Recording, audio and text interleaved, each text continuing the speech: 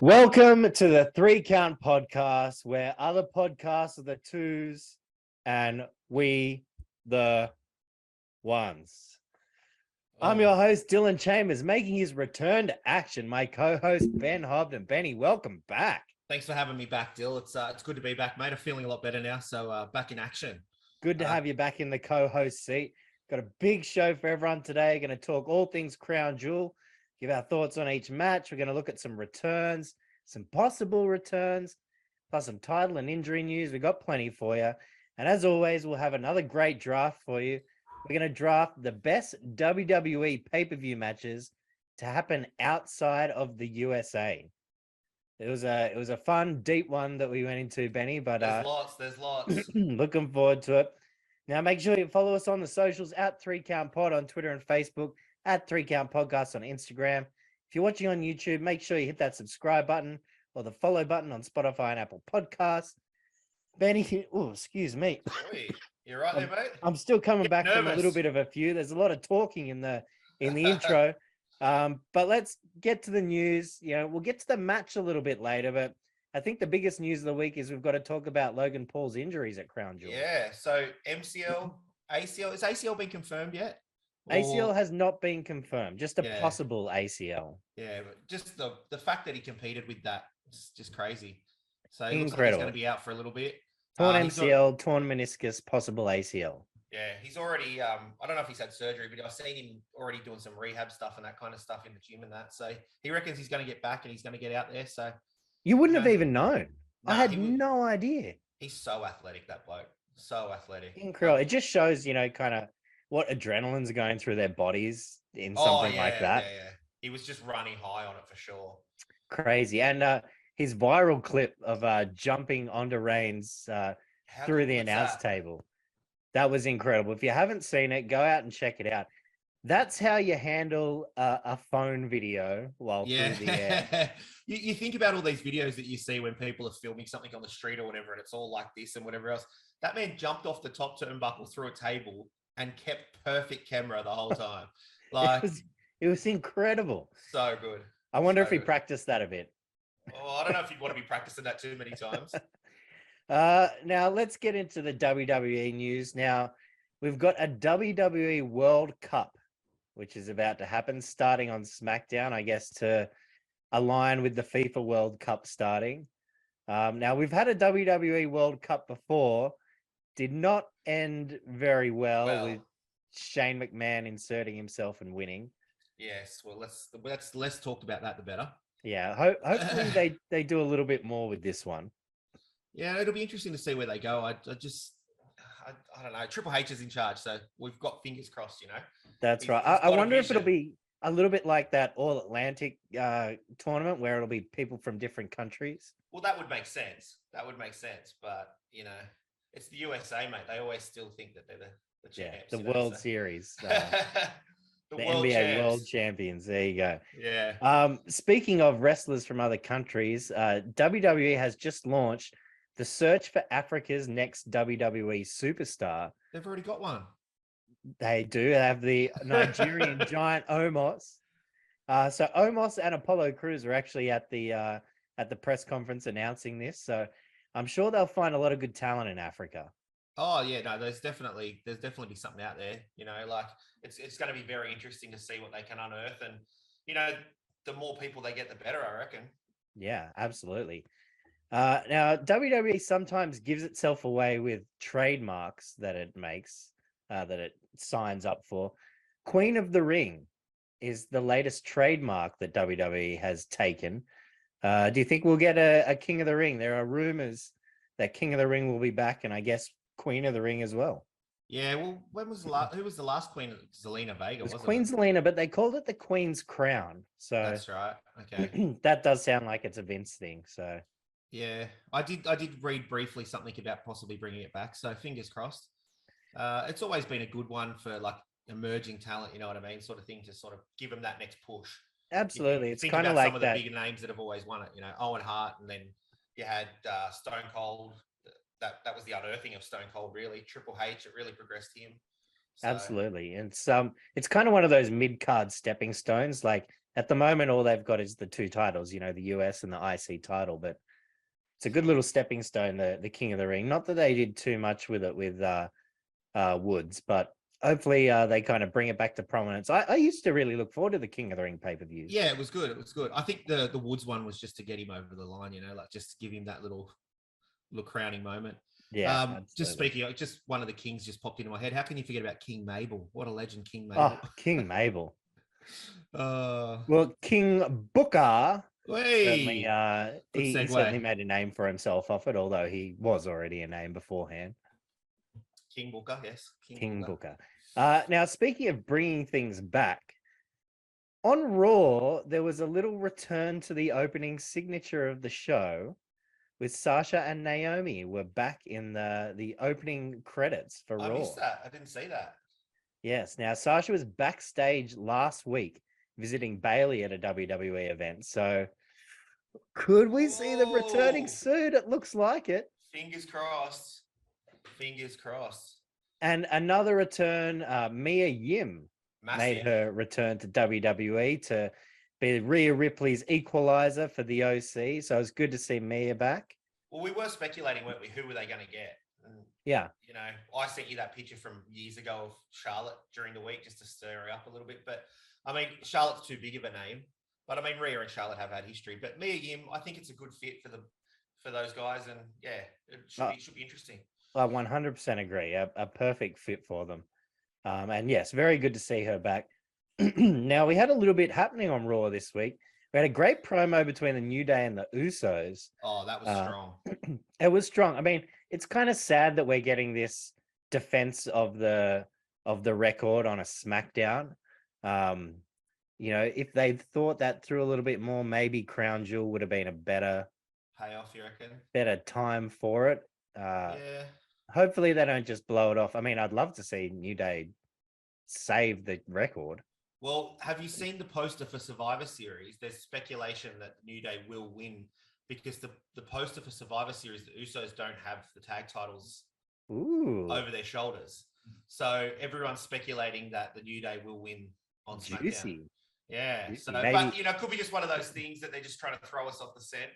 But these two teams always have cracking matches. So absolutely. It should be great.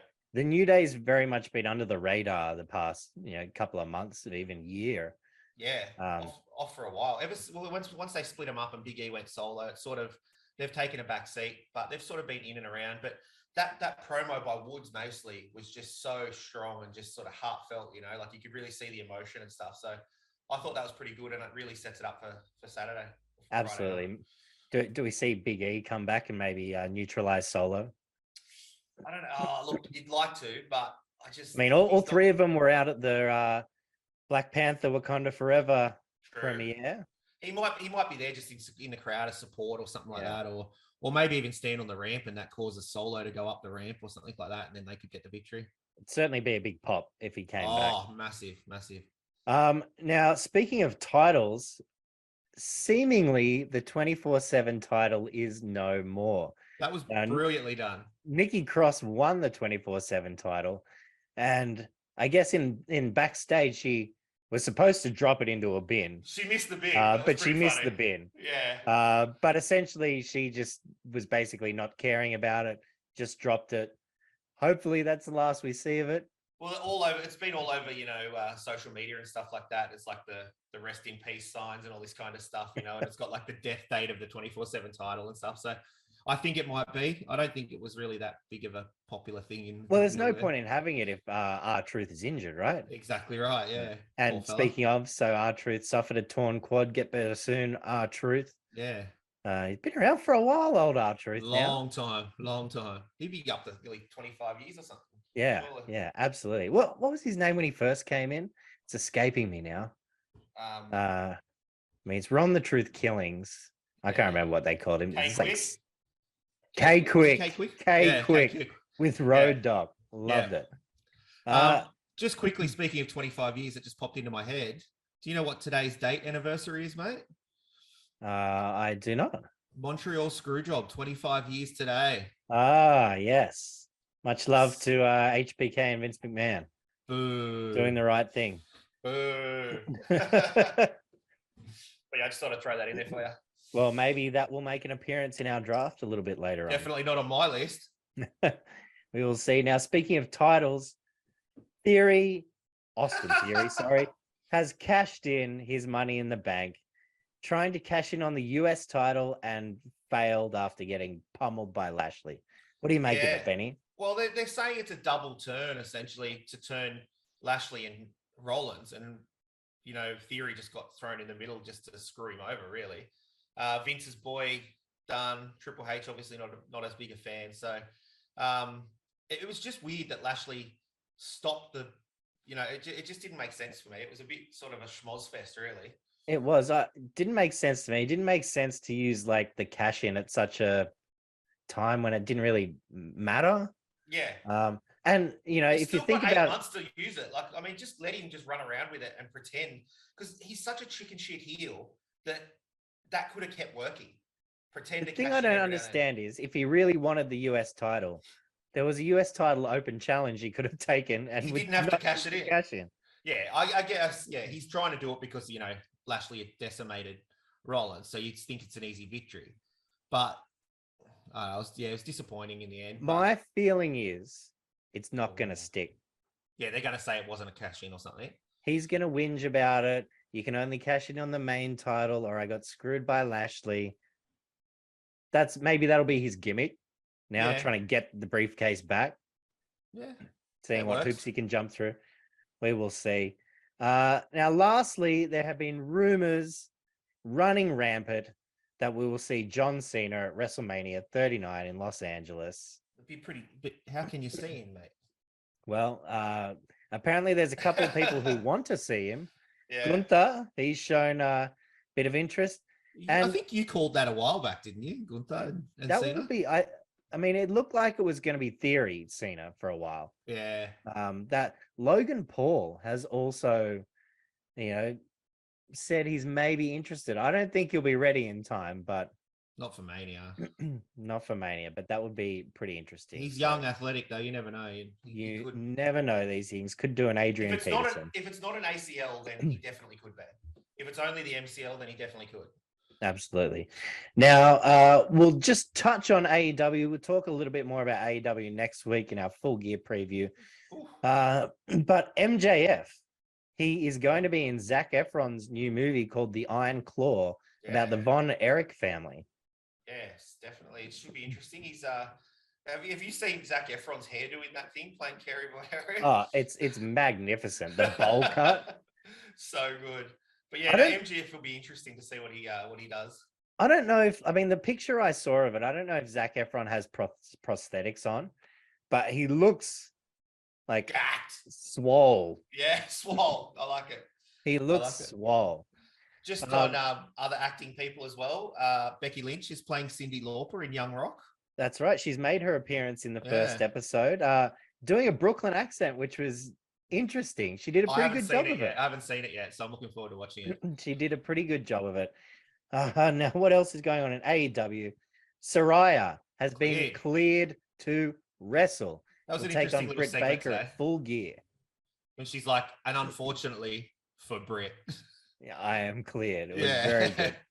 Now, I touched on it last week, Jeff Jarrett coming to AEW. Now, apparently it's not just an on-screen role. He will have responsibilities as well. Now, rumors are that he will take on setting up AEW house shows, which they've never really done before, because he did that for WWE in the past. So interesting. They reckon he's going to be wrestling as well, though. So yeah, well, I'd say he'll be in a tag match against Sting at Full Gear. So yeah, it's like WCW gone in WCW in 2000. Yeah, old slap nuts.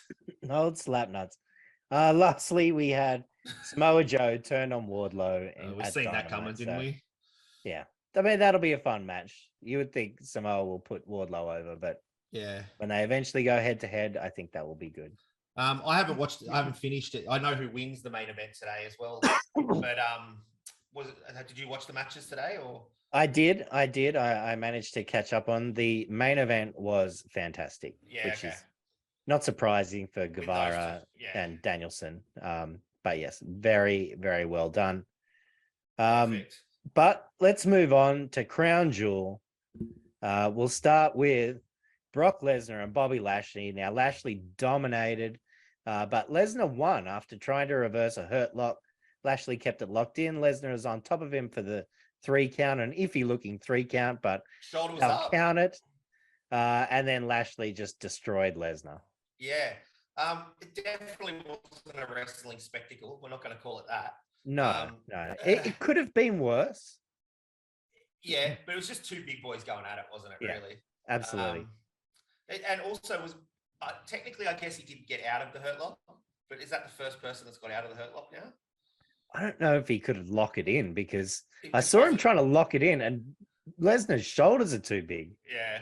But when Lesnar was on top of him, I don't think he got the shot. Like, I think Lashley's shoulder was up. So yeah. But they didn't mention any of that. So, you know, they didn't. What did you give it, Benny? I only gave it a 1 count, mate. I wasn't really like that enthralled with it, to be honest. I gave it a 1 count as well. I mean, this is definitely not over. We've got new Lashley unstoppable heel, taking out everyone, running riot. I think he's going to run wild for a few weeks and then maybe a Rumble match. I don't think we'll see a Survivor Series one. Yeah, well, depends what he's going to do with Rollins. Is he going to just keep attacking Rollins at the moment, you think? Possibly. Or is Rollins going to keep move on? To keep waiting for Lesnar. Yeah. We will see. I did hear he wants to reform the Hurt Lock, the Hurt business though. So, well, I mean, poor Cedric and Shelton just taking L's on Raw. Shelton's the most underutilized. Well, I know he's older now, but God, he could have been anything, that kid. I thought for sure they're going to give one of them the win, but they both just jobbed out on Monday night. It's weird, isn't it? Poor guys. We move on to the WWE Women's Tag Team Championship match. Asuka and Bliss, they looked in control until Nikki Cross appeared, attacked Bliss, which allowed Kai to get the pin and win the titles back. I gave this one a 1.5. Yeah, I gave it a 1.5 as well, but I thought it was a pretty impressive match. There was a lot of like chain wrestling and stuff like that at the beginning. And then you had, Io and Asuka just going at it. Like, they just clearly don't like each other. Did you see? So Io and Asuka had a back and forth on Raw in Japanese. Did you see the subtitled version? Yeah, I have seen the translation. Yeah, it's pretty fun. Very fun. Basically, just Asuka calling her stupid over and over and over again. And then she calls her a bitch. And being surprised that she speaks Japanese. Well, apparently they have different dialects in the different areas that they're both from. So one's from Osaka and one's from Tokyo. So I was reading a story about it yesterday. And apparently they really don't like each other at all. So good. But yeah, it was a good match, entertaining. Obviously the Nikki Cross interference, and then 1.5 count for me. Yeah, and obviously I get 1.5 as well. We're heading to Survivor Series War Games match. Damage Control, Nikki Cross, Belair, Bliss, and Asuka on the other. Not sure who will join them, but I don't think it'll be anyone of note. Emma, Emma will be on there somewhere, no doubt. Yeah. But yes. Moving on, the steel cage match, Drew McIntyre and Karrion Kross. Hell of a back and forth fight between the two. Scarlett ended up macing McIntyre as he tried to escape the cage, as well as the official. McIntyre stopped Kross from escaping despite the mace. Then Scarlett locked the cage. When McIntyre got the upper hand, he decided to climb out, and Scarlett was not quick enough at unlocking the cage for Kross, and Drew beat him to the floor. Was that a botch finish? Did they botch that a little bit? It just felt botchy to me. I don't know. Yeah, it didn't. Yeah, it seemed a little bit clunky. Yeah. I gave it a 1.5. Look, I thought the match was good, but too much Scarlett schmozziness in the ending for me. It was that stereotypical cage match. There wasn't as much like, I'm going to climb, catch sort of thing, but it was back and forth. It was drawn out, which you expect from these guys. Drew sells so well, and. Yeah, you're right. The clunkiness and just sort of Scarlett was always going to get involved. Yeah, we knew that. That's their stick. You know what I mean? Their shtick. But yeah, I gave it a 1.5 count as well. So we're on the same path here at the moment, mate. It seems to be. I do kind of wish this was over, but I don't think it is. I think we'll probably see them on opposite Survivor Series teams. Yeah. But yeah, It's run its course for me. Yeah, I said I wanted to see more of it, and now I've seen more of it, and I'm done with it as well. We're done now. Next, we have the 6-man tag team match, OC and Judgment Day. Solid match. Building to the moment, we saw Styles and Balor face off in the ring, which is what everyone wanted to see. Rhea then attacked Styles at ringside, which led to the coup de grace for the Balor win. What'd you think? I gave it a 1.5 count. It was entertaining. Again, I love using the chicken shit heel term, but Dominic played that so well.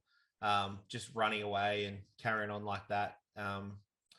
No answer for Rhea until now, which we now know who it is, but that was always going to happen. She just pulls AJ off the ropes, off the ring, and then they get the victory. It seems like a simple move that they made, moving Mysterio to SmackDown, Rey Mysterio to SmackDown, but it has really opened up Dominic. I think, like, just not having Rey there, not having that be a thing. Yeah. You forget, like, it's not that whole family dynamic thing anymore or whatever else he's got. I like it. I like that he's not with Rey, so he can sort of try and forge a path. Exactly.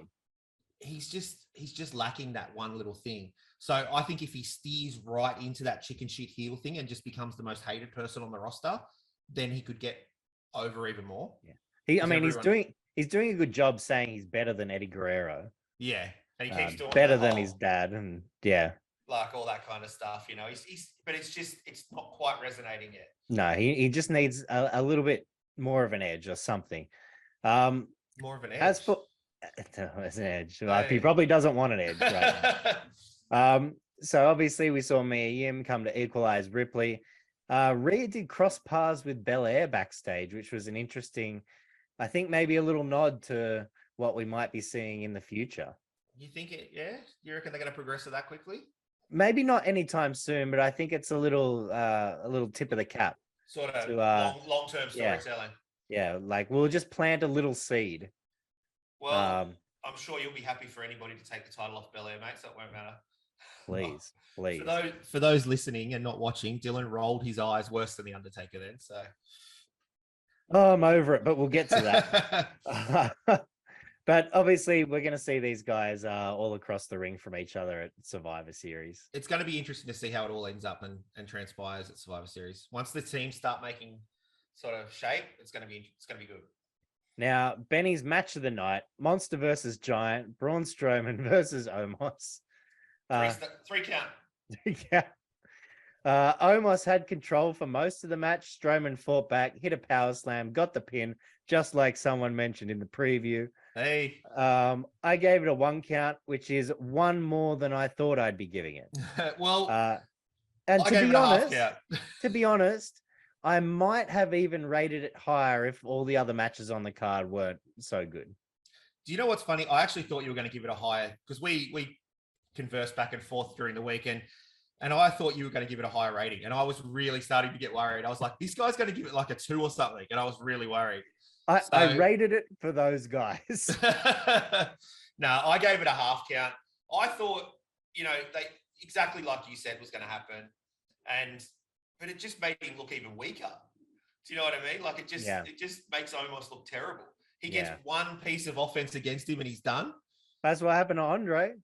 Yeah. One power slam. And Andre was the best. Almost didn't even have anything yet. And he got beat by Hogan. Come on. Yes, that's right. Now I don't think they go back to the well for this one again. I think. Well, just Braun's been in a bit of trouble backstage. Apparently, he's got a bit of heat going on with him as well. Have you heard that? I have heard that he's winding up the high flyers. Yeah, the flippy floppies or whatever he calls them. Flippy floppers. So it'll be interesting to see what happens. But yeah, maybe we'll see each of them on the other side of a Survivor Series team. But I think they're probably done with 1-on-1 between the two. Well, I reckon WWE should steer into the whole flippy flopper thing on TikTok, on Twitter, and just run them all one after the other at Braun. Just have a gauntlet match and just steer into it, Flippy floppers versus Monster. Yeah, just let him dominate them all and then really put him over. Or let them get the victory. Hey, flippy floppers, they can still do it. Ask Rey Mysterio. We then get to the undisputed WWE Tag Team Championship match. The Usos, the Brawling Brutes. Another pretty back and forth match ended with an awesome 1D off the top rope by the Usos. That was so good. who then got the pin. What'd you think of this one, Benny? It was a solid match. It was a solid match. There was just so many super kicks. Yeah. Like too many. I think they need to stop going to it. Is there such a thing as too many super kicks? Ask the Bucks. Yeah, well, I don't know if that's why they're doing it. You know what I mean? Maybe we've just seen the super kick too much over the last 2 years. I feel like it's just... Remember when it used to be a finishing move? Yeah, like exactly. HBK. So, and there was a lot of great false finishes in this though, as well. So I gave it a 2 count overall. I thought it was a decent match. Geez, we are on the same page, Benny. I gave it a 2 count as well. Some of tag team wrestling at its best. Yeah. I think it made Butch, but especially Holland look good in a loss. Yeah. Like Holland looked really good.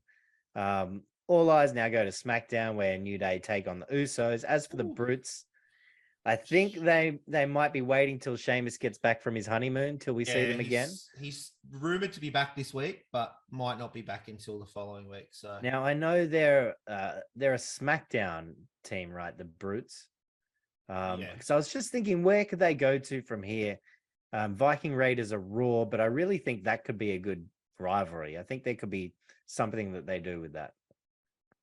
In any case, well, when are we going to see them fully get involved and having a crack? You know what I mean? Yeah, well, we haven't seen Sarah Logan's face yet. We've just seen, just keeps being these real weird sort of vignettes. Geez, Triple H loves vignettes, doesn't he? Loves a vignette. Oh, he loves a vignette. Vignette crazy at the pay-per-view. Yeah, like, oh, hey, do you guys remember Charlotte? Oh, hey, do you guys remember Kevin Owens? Well, it went for 3 hours and 40 minutes, and I think there was at least an hour and 40 minutes of vignettes. Easy. Because I watched it fast forwarding through those bits, and I reckon I would have watched it in 2 hours. You started watching later than me, and you caught up to me very quickly. And overtalk, yeah. So, but anyway, moving on. Okay, we then go to the Raw Women's Championship, last woman standing match. I apologize. Bianca Belair and Bayley. As we like to say, was the most brutal match of the night. It was. We got ladders, kendo sticks, chairs, steel steps, the stage, tables, and a golf cart. And a golf cart. In the end, Belair hit Bayley with a kiss of death, set up on a set-up chair, which looked kind of awkward and nasty. Oh. Then trapped Bayley in a ladder under the rope so she couldn't get out and answer the 10 count. So the win for Belair, she retains. Your best mate retains. A couple of takeouts from this for me. You remember in the I Quit match between Edge and Finn, and the ref kept putting the microphone in their face? Yeah. And he really annoyed us. It was like every time they hit the deck, the ref was like, no, go away. 1, 2. I'm like, you don't need that at the beginning of the match. Like, let's just have a regular match and then we'll start that later on. And it really deterred away from the match for me. Yeah. I was going to give it a 2.5 count because I actually enjoyed the match, but things that took it away from me. And the whole golf cart thing just really ruined it for me as well. Like, they didn't need that golf cart. So I gave it a 2 count in the end. It's like you have read my mind. I have 2 count would have been 2.5 if not for golf cart silliness. Yeah, there you go. It was a good idea, the golf cart. It just didn't have enough speed to it. It reminded me of that in that Austin Powers movie when the guy gets run over by the steamroller and he's like, no, and it just like runs over him really slowly. That's what it was, because there was just nothing about it. That's a great shout. It was so slow. Seeing Belair try and dodge it when she had 5 minutes to dodge it. Yeah. If she had gone when she went down the ramp in the golf cart, if she had slammed on the brakes and Bayley went over the top or something like that, like real hard, it would have been good. Yeah. But you know, I know they were trying to do the whole move off the top of it through the table, which she missed badly, that table. That looked like it hurt. Yeah. So, but overall, I still thought it was a pretty entertaining match. So I gave it a 2 count. I agree. It was entertaining. I did not enjoy the result, but it has made me think that they're not going to put the title on Bayley. No, it doesn't look like it. Yeah, too many losses for the title. I mean, obviously, they're going to be in a Survivor Series match. Belair's probably not going to have a title challenger until the Rumble. Maybe the Ripley tease is leading to the Rumble. I don't know, but I don't think we're going to see her lose the title anytime soon. Yeah, I wouldn't mind Ripley Belair at Rumble. That'd be good. Yeah, that would be good. And then I guess we're leading to a possible Charlotte return at some point. And then I think they're looking at Charlotte Belair at Mania. Yeah. And Rousey Lynch. Okay. So then, okay, yeah. So that means only one of those needs to win the Rumble though. So yeah, I so guess, Charlotte will come back and win the Rumble, maybe. Oh, she can't win the Rumble again. Yeah, but then can Lynch win the? Yeah, I don't know. Triple Sasha H. Banks. Surprises. She could be the Rumble entrant, Naomi. There you go. We'll get to the Rumble later. Let's finish this bad boy off. Yeah, let's finish the year off first. Now, we then had the Bray Wyatt promo. Now I know you love your Bray Wyatt, and I think you agree with my sentiments that this didn't really add anything to the Bray Wyatt story. It just got him on the show. 100%. I think the crowd wanted to see him over in Saudi, so let's put him out there. Let's just do a 5-minute segment.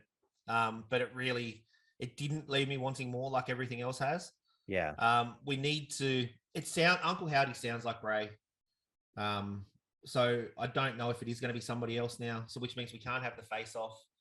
I mean, I alluded to last week saying that, Uncle Howdy has the cross earring, the same as Bo Dallas. But if it's Bo, I'm a little bit disappointed now. I don't know why. I just feel like there's something more interesting they can do with it. Why would his younger brother be his Uncle Howdy? Yeah. Or if they work it, it could, Or maybe just have him play the character of Uncle Howdy, and he never takes the mask off. Yeah, that works. That works for me. Much like the Fiend. I guess we'll find out hopefully sooner than later, because it's starting to wear on me a little. What about this then? Bo comes back and wears the Fiend mask, and then Bray comes out as Uncle Howdy and takes the mask off. So then it's Bray versus the Fiend, but Bray was Uncle Howdy. You're blowing my mind, Benny. So there we go. So then he can still verse himself. I don't know. Hopefully we find out soon. I don't know. Hopefully we find out soon. Hopefully Bray wrestles soon. Yeah, that's what's getting to me, because I love Bray in the ring. He's just like I don't mind like the vignettes. Well, they're not even vignettes. They're just him talking to the camera and pacing backstage. But what about the camera light as well? Like one half is red and one half of his face is blue. The way they do the lighting, I think that's really cool. Yeah, one half of him's Raw, one half is SmackDown. Exactly right. Brands. We'll move on to the undisputed WWE Universal Championship match. Roman Reigns, Logan Paul. Now, it's nearly impossible to explain everything that happened in the match. Go and watch it. Incredible spots, great storytelling from both men. Superman punches from Paul, a frog splash, appearances from the Usos, Jake Paul, Solo Sikoa. A Logan Paul jump from the top rope to the announce table, which he filmed. Sikoa and Jake Paul stared each other down. Logan jumped to the outside to take out the Usos with a torn MCL and meniscus. Then he got back in the ring. Reigns hit him with a Superman punch and a spear for the win. Brilliant. Absolutely brilliant. I was expecting it to be athletic, but the story they put on in that ring, it was great. Reigns was talking to the camera and really just giving it all. And then his facials when he was selling, like when he just couldn't believe that, Logan was coming back. And there was some false finishes. And I was literally thought, they're not going to put the title on him here, are they? Like, I honestly believed that he was going to win at one stage. I thought they might too. And that's like a testament to how the match was. That completely agree. Yeah, absolutely. I gave it a 3 count. I can't give out a 3 count. So I gave it 2 and 3 quarters. Not as liberal with the 3 counts as I am. Nah, I'm not Dave Meltzer. Shout out Meltz. 2 and 3 quarters for me, but and don't compare my 2 and 3 quarter matches between this and the other ones that I've given before, because they are completely different. Yeah. But the immersive experience that I was in watching that at the time was absolutely brilliant. I loved it. Now, I'm not giving a 3 count for the best technical match. I'm talking about entertainment. Yeah. It was an entertaining spectacle. For a guy who's had 3 matches now, it's incredible to see how much he's learned and like how he's picked everything up so quickly. Like, he's obviously not the most technically proficient. That takes time. But he knows how to milk a big moment. He knows how to use his athleticism. But there's been a lot of talk about how incredible Paul was, but let's not sleep on Roman. Like, what Roman, he's done in that match, he carrying him through it, selling like crazy to a rookie, yeah, putting him over big time. And don't forget Heyman as well on the outside. Like those little nuances from Heyman, you know, like the, oh no, yeah, things like that. It takes it to that next level. And Absolutely. they did a great job. One thing I think, well, do we think he tore his meniscus and stuff on the buckshot lariat? Possibly. Like, Yeah, he may have. That move is like definitely something when you land and go for it. But that was a really, like, I was like, oh, Hangman's out here. What's going on? Yeah. This is cool. Yeah. He did it well too. He did it very well. He did everything very well. Yeah. No, shout out. We sound like Logan Paul truthers now. Like, we were like, remember when he first came in, we were like, what is going on? And now we're like, we're praising him with three count matches. Like, come on. Now we're like, depressed that he's injured.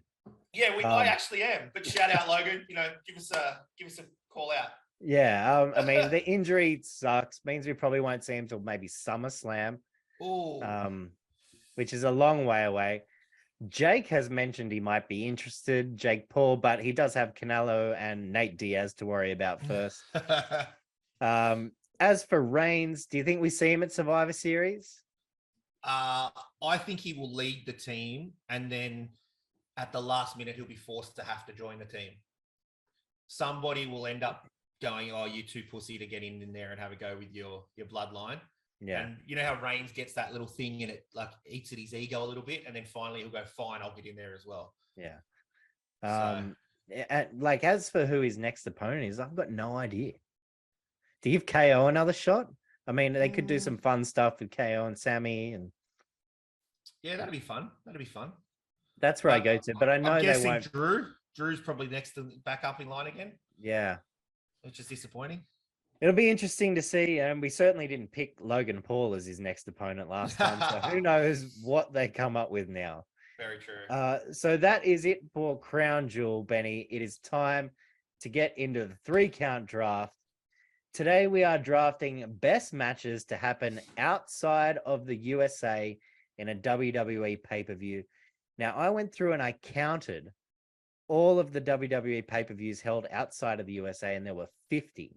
Yeah, that's crazy. There were 50, and that's official ones. There's still plenty, like, the Global Warning Tour and all that kind of stuff, which weren't technically on pay-per-view, but they may have released on DVD later. I think WWE did a tour with New Japan stars many years ago, like back with Hogan, and there was a showground show in South Africa that they did once as well. That apparently, I haven't seen the match, but apparently a Bret Hart Stone Cold match was on there that was meant to be brilliant. So. All right, and there's been plenty of tribute to the troops and that kind of thing, but we went with the Wikipedia listed 50 pay-per-views that WWE has done. There's some fun stuff in there. This is going to be a tough draft.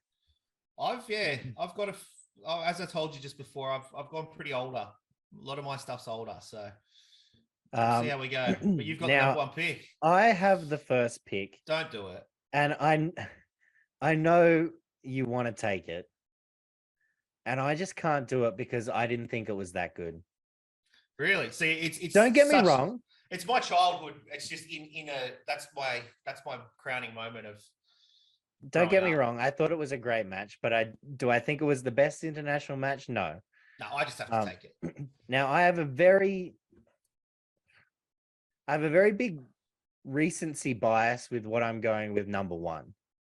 Logan Paul versus Roman Reigns. No, honorable mention at the moment.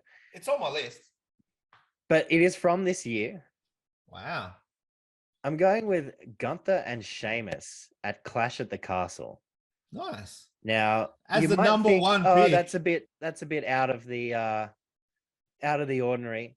There have only been two pay-per-view matches not held in the US, which have got 5 or more stars.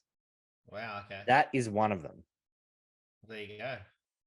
And I thought I had no time for Sheamus, very little time for Gunther before this match. Now I'm all in on both of them. I thought it was just one of the best matches I've ever seen. Beautiful. I like it. Fair enough. Go on, take it, Benny. SummerSlam 92. Hart versus Bulldog. Can't go past it. Wembley. 4.25 stars that one got, just out of in case you're curious. If Bulldog wasn't off his face, and Hart had to carry him through the whole match. It could have been a 7-star match. Yeah, absolutely. All right. I'm going to go back to 2004 for my next pick. No. I am. Well, I mean, there's actually, I've got two here right next to each other for 2004. Okay. I'm going to take Randy Orton and Cactus Jack for the Intercontinental title. I hate you. Backlash 2004 from Edmonton. No holds barred match, was it? Yeah, no holds barred for the IC title. Damn. Bloody brilliant. Yeah, great pick. All right. Now, this one, I feel like this is a pay-per-view. I might be rolling the dice. I don't know. Lesnar's big return was Beast in the East pay-per-view. I will give you that. I had Beast in the East. Yeah, KO versus Balor. You're taking KO versus Balor from that pay-per-view. Okay. Yeah. I thought that was a brilliant match. Yeah, that was NXT title match. Yeah. Yeah, that was good stuff. KO Balor. He came out in the full, like the demon. He came out as Demon Balor, and just I remember watching it, just going, "This is awesome." Yeah, that was good stuff. I did have that on in my honorable mention section. Now, where do I go from here? Now, this may not have been the best match, but it's certainly one that sticks out in history, I think. I know where I'm going with this. Rock and Hogan. Yeah. Rock and Hogan, WrestleMania 18, 2002 from Toronto. I'm sure it probably surprised a lot of people how much Hogan had left in the tank in that match. And it was just masterfully done. I can still, like, just as soon as you mention it, I can still see that iconic stare off in the ring, and the Rock's like, it's just so, brilliant. It was brilliantly done. All right, well, I'm going to counter that with also another passing of the torch, I guess you could call, Hogan match. Ooh. And that'll be WrestleMania 6 versus Warrior. I thought you may pick that. Yeah. It was just, it was the IC and world title and winner take all. Hogan gives him the title after the match, and it's just sort of, Warrior's time now. I'm not a Warrior fan by any means, but it was just like iconic moment sort of match, and it was an okay match for those two. Absolutely, and I believe after the match, well, the next night or a couple of nights later, Warrior then had to give up the IC title because at that time you weren't allowed to hold two belts at the same time. There you go. Very weird stuff. All right, great pick, Hogan Warrior. There's a few really good ones here. Okay, I am going to take another kind of a recency bias one from last year. No. Crown Jewel? Crown Jewel 2021, Edge and Rollins, Hell in a Cell. It's scary how much we're on the same wavelength with these stuff. Absolutely one of the best. That was a great match. Like, just there was nothing left in the tank in that one. And it was just like, they'd already had a couple of good matches, but that was just the culmination of brilliance between those two. I mean, those two guys don't often put on bad matches, and to have them both inside Hell in a Cell, giving it their all, it was, an incredible match. Brilliant pick. I am disappointed in that one. All right. I'm going to go with, I'm going to give your boy a shout out, HBK. We go HBK versus Bulldog at One Night Only in 1997. Okay. For the European title. And that was HBK became the first Grand Slam champ. That's right. Now, I did have that on my list, but I haven't actually seen the match, to be honest. Oh, okay. Yeah. So I decided, okay, I'll get rid of it, but it was on my list because I just read about how great it was. Yeah. I haven't watched it in years, but I do remember watching it and just going, obviously I've got Bulldog on now twice, but I never really liked Bulldog as growing up, but obviously he was great for the person I was cheering for. So absolutely. That is a good pick. All right. Where do I go to from here? Now, there's so many great matches. Yeah, it's hard. Okay, I'm gonna take Another one from Toronto, 2016. Ooh, NXT TakeOver Toronto. The Revival, aka FTR, against DIY 2 out of 3 falls match. great match. One of the best tag team matches you'll ever see. Those two teams had the best dynamics between each other in the ring. Like NXT was what was why you wanted to watch NXT for those two tag teams. Absolutely. And I hated them, but I mean, like FTR, but now I love them. But still, I mean, you look at the Gargano Ciampa storyline they made after DIY split. Just shows how over those two guys were, and obviously FTR, aka Revival, are just have almost every title under the sun. known to man, yeah. So there you go, 5th pick, Revival and DIY. Great pick. All right, well, I'm tossing up between two here, so I can mention both of them because you don't have another pick. But I'm going to go with Rock vs. Austin Rebellion 2001. Okay, I did have that on my list. Yeah. That was another one of those many matches between those two, but they just blew the roof off it over there in the UK. And then the other one I was tossing up was Elimination Chamber New Year's Resolution 2005. Okay. Yeah.